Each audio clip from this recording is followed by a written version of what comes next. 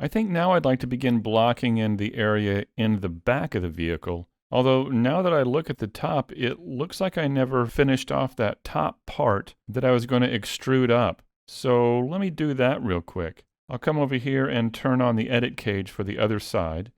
And if I select this face here, and remember I need to make sure that clipping is turned on here. So let's do that.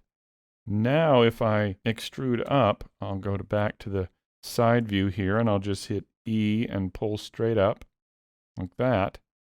Then I want to grab this edge, remember, and let's pull that back. So I'll go to wireframe here and just pull that back like this. And then from the front view, I will need to select the face on top like that again and scale in the X, S and X, and maybe scale in like this. So now let's take a look at what we have here. Yeah, I think that's what it was missing there on top. All right, for the back, I think we're going to need a couple more reference images.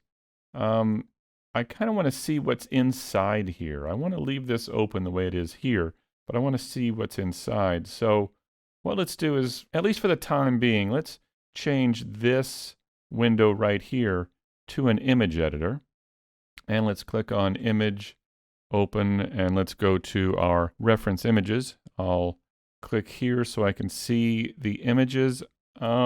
It's going to be kind of tough to figure out what it looks like inside. Well, there is one view here from the top. Let's take a look at this. I'm going to press Control Spacebar while hovering over that window to make it larger. And even though this is kind of a toy or a scale model of the vehicle, I think this is going to help us a bit here. What I'd like to do first is create this piece right here. And it looks like it's pretty much a cube except for this part that curves over the tire. You can see it here. I'd like to create that part and then also this top part right here. So let's see what we can do with that. I'll press Control Spacebar again. And do we have enough information here to do this? Or should we bring one more in? Maybe we should bring one more in. I feel like I don't yet have quite enough information to proceed yet. So I'll click here and drag down to create a new window. And let's switch this once again to an image editor. Go to Image Open and let's see what we have here. How about this one right here? Let's take a look at this. This has a pretty good angle of what we're trying to do right here. I like that it gives us a sense of how deep this is here. So let's begin with these now.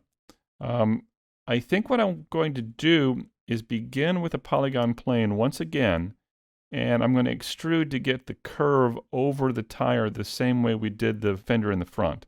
So let's go back to the side view, and I'll go to wireframe again. And let's press Shift A, and I'll create a polygon plane. I'll press RY90 to turn it. And let's move that right up in here. I'll hit S and scale this down quite a bit. And I kind of want to put it right in the middle of this fender like this. And I'll hit S and Z and kind of scale it up a bit. So I want to place it right about here, I think.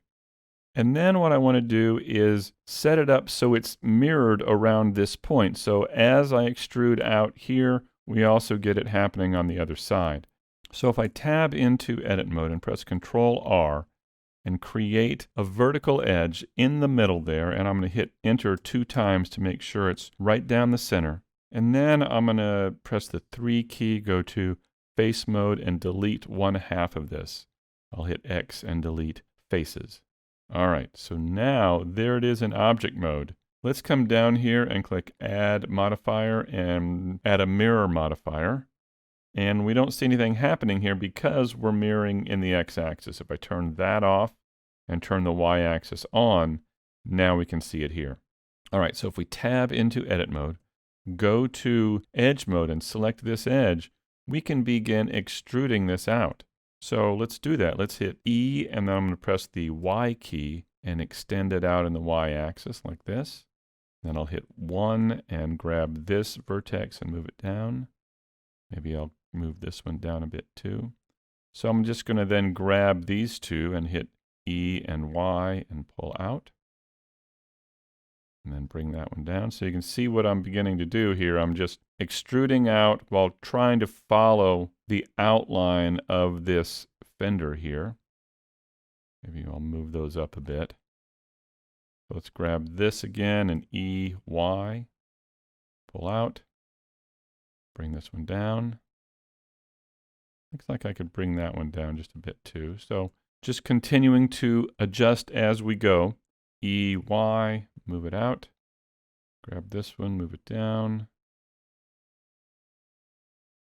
Once again, E and Y, like this. Move it down like that.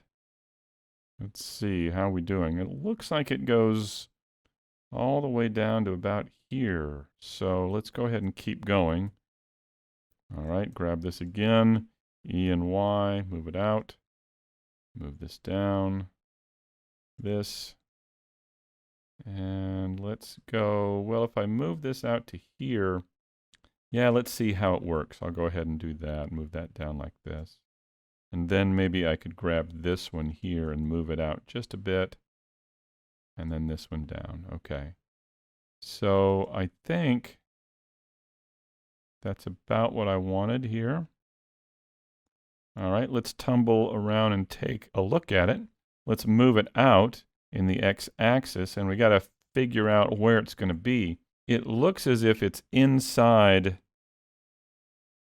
here like this. Well, let's look at it from the back view. So instead of the 1 key for the front, let's press Control 1 for the back. Hit the wireframe here. And so here's the inside of that box that we're creating. So maybe if I move it out like this, because it looks like it may be just on the inside of this main cab, like this. Well, let's give that a try. So I'll put that there for now. And there we go. So now we need to give it some thickness, and we know how to do that now. We can come down here and add a new modifier. We can click Add Modifier Solidify. I'll choose Even Thickness, and let's click and drag on the thickness field and move this in some like this. And let's go to that back view and figure out how deep it should be. And once again, I'll click on the thickness, and I'm going to move it out to about right here. It looks like that's about how thick that is. Okay, so we've got that piece now. What about on the top here, this piece right here? I feel like we need to work on that. Let's create a new piece for that. I'm going to tab into edit mode, and we should probably go ahead and apply the modifiers that we've created here before we go any further. So what I'll do is I'll apply these modifiers, but it's usually best to apply modifiers from the top down, because let me show you what happens if you do it from the bottom up. If you hit apply here, you're going to get an error that says things may not be going the way you hope they're going. So I'm going to press Control Z here, and I'll begin from the top. So I'll apply the mirror first, and we do not get an error. That's good. And I'll apply the solidify right here. All right, so now that we've done that, we can see our polygons. And I want to choose the top faces to find the center of this piece here.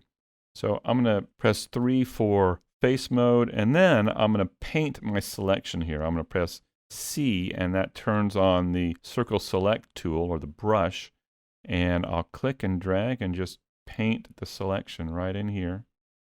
And then when I'm done, I'll right click to turn off the tool. And there we go. So now we've selected all of those faces, and what that's done is it gives me a center piece right there, or a center point that I can move the cursor to. So I'll press Shift S2, and that moves the cursor to that point. Now I want to create a cube for this thing here. So Shift A, Mesh Cube, scale it down. And then I'll scale it in the Z, S and Z. And let's then move it up right about like this. And let's put this in place now. Let's scale it up. Oh, I want to scale it in the X and the Y, but not in the Z. So remember how we turn off an axis. We hit S to scale and then Shift Z to turn off the Z axis. So now I can just scale in the X and the Y, and I'll bring it out so it's a little bit bigger. in the X there, and then I'm going to press S and Y and scale it in the Y so it's just a tad bit bigger like that. There we go. Now what I'll do is tab into edit mode and hit the 3 key and select this face here, and I'm going to inset this to get a rim around the edge. But when I do, here, let me hit I and take a look at what happened here. Look at how this side is really thick and this is really thin. We didn't get an even inset on this. And that's because, once again, we didn't apply our scale. So I'll press Control Z to get out of that, and then I'm going to tab back into object mode, and let's apply our scale. Control A, apply the scale. Now, if we tab back into edit mode and select that face again, let's try the inset tool again. I'll hit I and push in, and now look how much more uniform that inset is. So just remember that applying the scale can really help when using all kinds of modifiers. Now I want to select that outer rim and extrude it up. So what I can do is come over here into this Inset Faces settings window and choose Select Outer. And that just selects that outer edge. Now I can come over here and let's extrude this up. I'll hit E and pull it straight up about to there. There we go. All right, so now we've got that piece. In the next video, what let's do is create these little holes all the way around this trim.